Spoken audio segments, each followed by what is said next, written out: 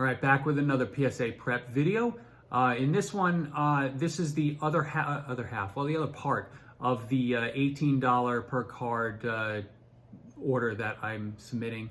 These are the cards from 1995 and prior. So, some vintage cards in here. Wink, wink. Although most of them are modern, right? Because most of them are from, from the 80s.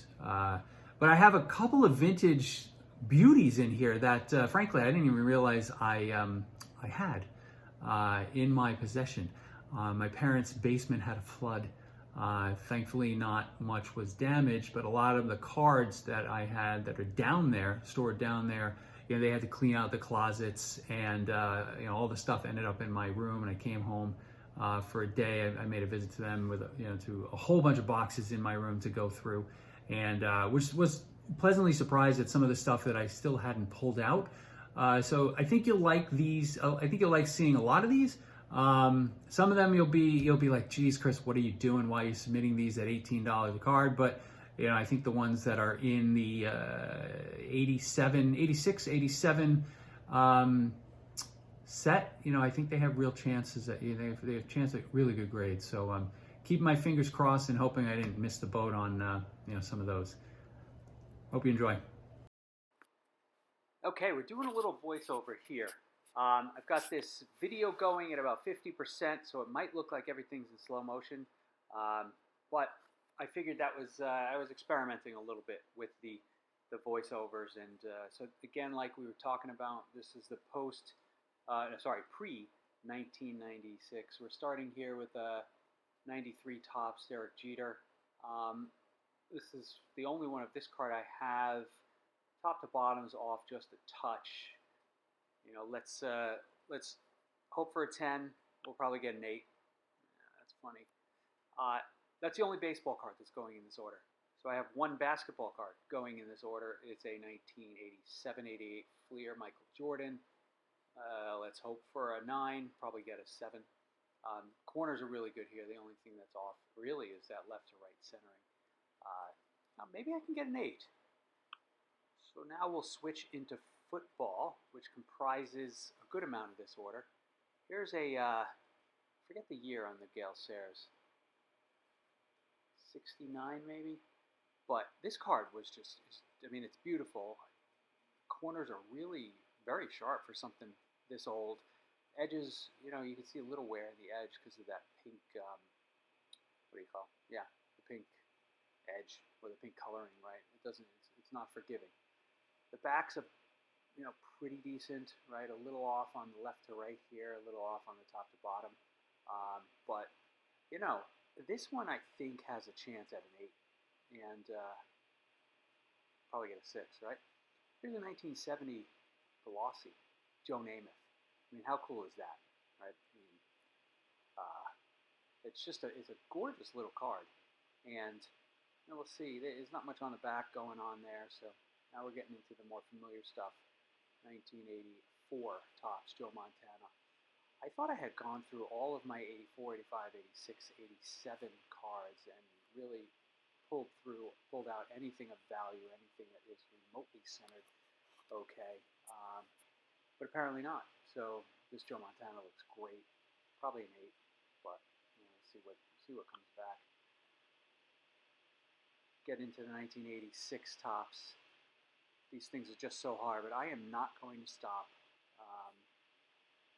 at all.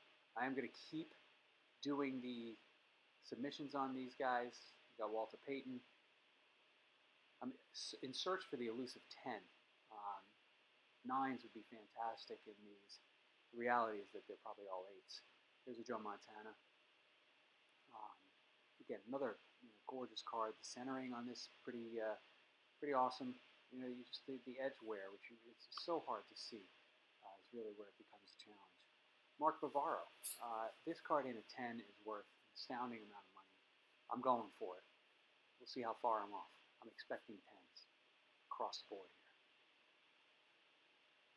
Staying in 1986 with John Elway. The volume of the cards from this set that I have is just astounding. I think I still had 7 Elways to choose from. This is the best one that remains. we'll see how it goes.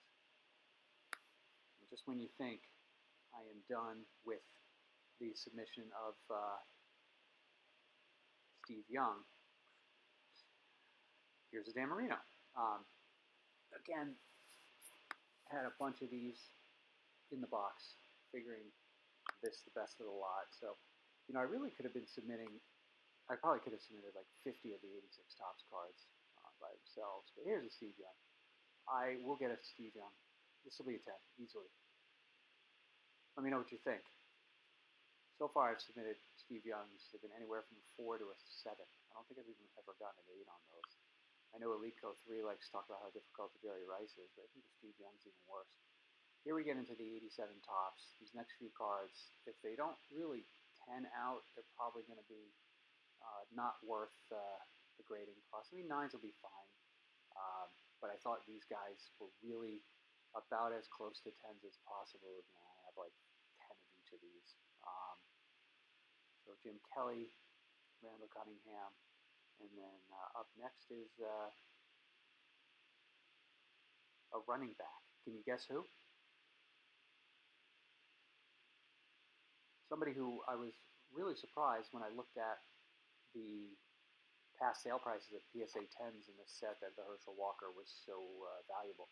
So definitely spinning the wheel on of PSA on this one. We're going to see how we come up. Now we shift into hockey. To get, I bought a PSA 10 of this Ken Dryden recently. That was like about $160, $150. Come down quite a bit. I figured this one is worth a shot. I don't think it's a 10, but the centering on this is really impressive for this set. I bought this raw at a card show relatively recently, like within the last few years. We'll see what we get there. We'll go into the 1978 Mike Bossy's. Got 2 of them. So the fronts on these are fantastic, like borderline 9s. And this is a tough card to grade.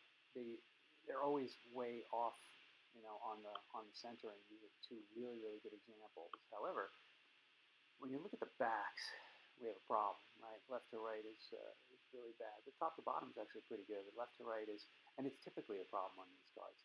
So I don't know how much we'll get dinged on those.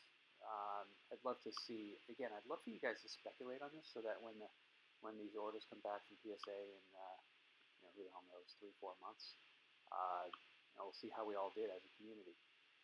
Here's 1985 7-Eleven cards, I believe. Mario Lemieux, sort of his rookie 7-Eleven card, whatever that means.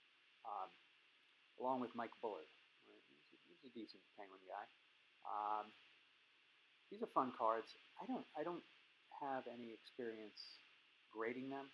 From what I see, these look like at least 9s.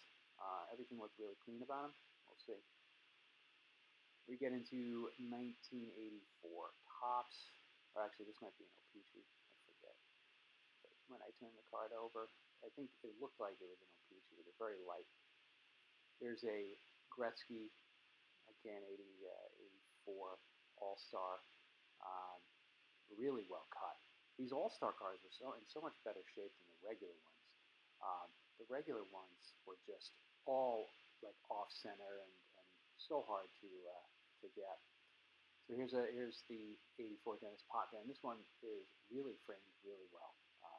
Left to right, bang on. Top to bottom is pretty good too. So here's the only Steve Yzerman I had left, or it's really the only Steve Yzerman I had raw in the collection. I didn't really have much. It's not great. Left to right is going to be a problem. Top to bottom is a problem. But even in a 7, that thing's got some good value. I have like 6 of this card. This was the best centered one, and I truly mean that. I mean, the left to right is always awful. The other few that I have, they were even worse. You can believe that. We'll see what happens. Continuing, here's my Bossy All-Star. Like I said about the All-Star cards being cut better. This one, borderline flawless around in terms of centering. Now we'll go into 1986 Wayne Gretzky's, 3 of them. They're all almost like identically off-center, left to right, but they're all in incredibly good shape. If PSA is in a good mood, maybe I get some 9s on these. Probably 7s or 8s. But to finish up this order, we're going to submit the Patrick Waugh rookies. So, like I had said before, I had shown these cards to see whether I should be sending them in. You know, at the $50 price was just way too much. But at 18 bucks, you know, these guys come back in 8. We're in business. I'll keep my fingers crossed, say a prayer tonight for a 9 on that. I hope you have enjoyed this video. We'll be back with the other one momentarily.